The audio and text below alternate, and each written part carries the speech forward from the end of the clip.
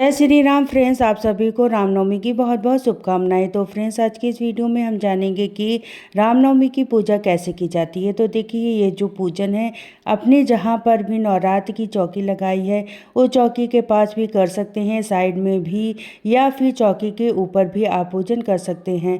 अगर स्थान है तो, नहीं तो अलग से भी चौकी लगा सकते हैं। जहाँ पर चौकी लगाएंगे वहाँ पर आप साफ सफाई कर लीजिएगा, पीले रंग का वस्त्र बिछा करके फूलों का आसन देते हुए। अगर आपके पास राम दरबार की फोटो है तो गंगा जल से साफ करके विराजमान करें। राम दरबार है तो इस प्रकार से मूर्ति है, धातु की मूर्ति है, तो उन्हें आप पंचामृत गंगा जल से स्नान करा के उन्हें पूजा में विराजमान कर लें। और देखिए, ये जो पूजन है ना, ये दोपहर के समय की जाती है, क्योंकि ऐसा माना जाता है कि रामलला का जो जन्म हुआ था दोपहर यानी कि अपराह्न के समय हुआ था। तो अभिजीत मुहूर्त में ये पूजन की जाती है। अगर आपके पास रामलला की कोई भी बाल स्वरूप है तो उन्हें भी आप विराजमान कर सकते हैं।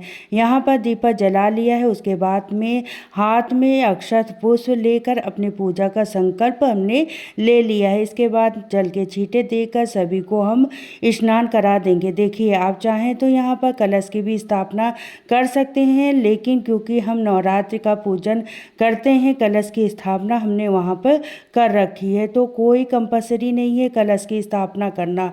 और इसी के साथ में देखिए, सभी को हम यहाँ पर तिलक कर देंगे। भगवान श्री राम जी को विष्णु भगवान की तरह पीले रंग बहुत ज़्यादा प्रिय होते हैं, तो पीले चंदन से आप तिलक करें। यहाँ पर माता सीता को हम रोली सिंदूर भी अर्पित करेंगे। आप चाहें तो सीता माता को श्रृंगार की सामग्री भी भेंट कर सकते हैं। हनुमान जी का भी पूजन हम साथ में ही करेंगे। राम दरबार में जितने भी दिए गए हैं सभी का हमें यहाँ पर पूजन करना है। आज के दिन हमें श्री रामचरित का भी पूजन अवश्य करना चाहिए, पाठ करना चाहिए। तो अगर आपके घर में श्री रामचरित्र मानस जी हैं तो आप उनका साइड में रखकर पूजन करें, पाठ अवश्य करें। जितना भी कर पाएँ उतना पाठ आप जरूर से करें। तो सभी को हमने वस्त्र रूपी कलावा समर्पित कर दिया है, अक्षत समर्पित कर दिया और फूल भी यहाँ पर चढ़ा दिया। अब भोग हमें देखिए क्या लगाना है। देखिए, किसी के यहाँ पर अष्टमी के दिन कढ़ाई होती है, किसी यहाँ पर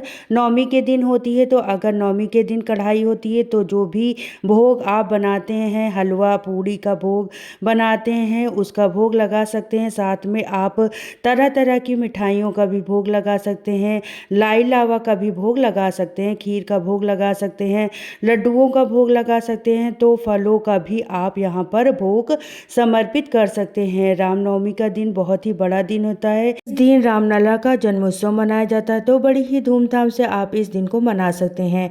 आप चाहें तो यहाँ पर बधाइयाँ गा सकते हैं, घर में कीर्तन सा कीर्तन भी करा सकते हैं, श्री रामचरित मानस का पाठ भी आज के दिन आप करा सकते हैं। इसके साथ में छोटा सा हवन यानी कि अग्यारी भी की जाती है। देखिए, जिसके यहाँ पर नवमी पूजी जाती है उनके यहाँ पर तो अग्यारी होती ही होती है। तो आप जो नवरात्र की चौकी है ना, उसी के साइड में ही आप इस पूजा को कर लें। तो आप एक उबला होता है उसे सुलगा लें, उसके ऊपर घी की आहुति देकर अग्नि प्रज्वलित कर लें। और इसी के साथ में जो भी भोग आपने यहाँ पर चढ़ाया है, देसी घी की पूड़ी आदि, खीर है या फिर हलवा है, उन सबको हम इस अग्नि होम करेंगे। इनका हवन किया जाएगा, अग्नि में डाली जाएगी, सामग्री की भी आहुति दे दी जाती है। इस तरीके से दोनों पूजा एक साथ हो जाएगी। नवरात्र की जो नवमी की पूजा है और माता रानी की और भगवान श्री रामचंद्र जी के साथ साथ में आप पूजन कर सकते हैं। देखिए, इसी के साथ में हम सामग्री की आहुति देंगे। तो हवन सामग्री होती है उसकी 5, 7, 11 आहुति देंगे प्रभु श्री रामचंद्र जी का नाम बोलते हुए। अगर आपको कोई मंत्र आता है तो मंत्र भी आप बोल सकते हो।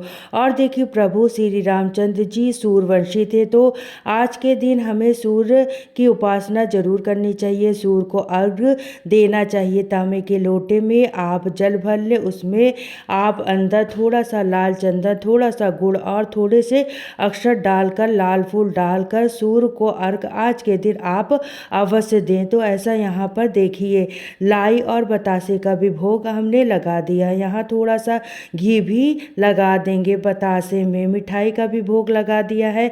आप चाहें तो लौंग के जोड़े भी यहाँ पर चढ़ा सकते हैं। बीच बीच में कपूर और घी की आहुति देते हुए उसके बाद हाथ में जल लेकर हम पूजा को मिनस दिया है। तो ऐसे हमें पूजन करना है। बहुत ही सरल विधि है। दोपहर के समय रामनवमी को पूजा की जाती है तो भोग हम इस प्रकार से समर्पित कर देंगे।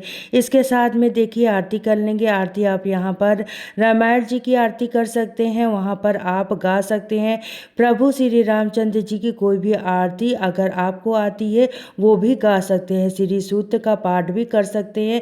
इस तरीके से हम आरती उतार लेंगे और उसके बाद में हम प्रार्थना करेंगे, पूजा में रही कमियों के लिए क्षमा याचना कर लेंगे और यहाँ पर कुछ ना कुछ दक्षिणा आप जरूर से समर्पित करें। सभी का हम इस प्रकार से आशीर्वाद लेंगे। तो ऐसे में हम पूजा करेंगे और पूजा हमने जो भी भोग भगवान को चढ़ाया है इसको सभी को हम प्रसाद के रूप में बाद में बांट देंगे और जल के लोटे को हम सूर्य को अर्घ दे देंगे। इस तरीके से आपकी रामनवमी की बहुत ही सरल विधि से पूजन कर लेंगे फ्रेंड्स। तो फ्रेंड्स आज का ये वीडियो आपको कैसा लगा मुझे कमेंट बॉक्स में ज़रूर बताइए। क्या वीडियो थोड़ा सा भी पसंद आया हो, थोड़ा सा यूजफुल लगा हो तो प्लीज़ वीडियो को लाइक करिएगा और मेरे चैनल को सब्सक्राइब कर लीजिएगा और कमेंट बॉक्स में जय श्री राम अवश्य लिखिएगा। तो फ्रेंड्स आप सभी को रामनवमी की बहुत बहुत शुभकामनाएं। जय माता दी।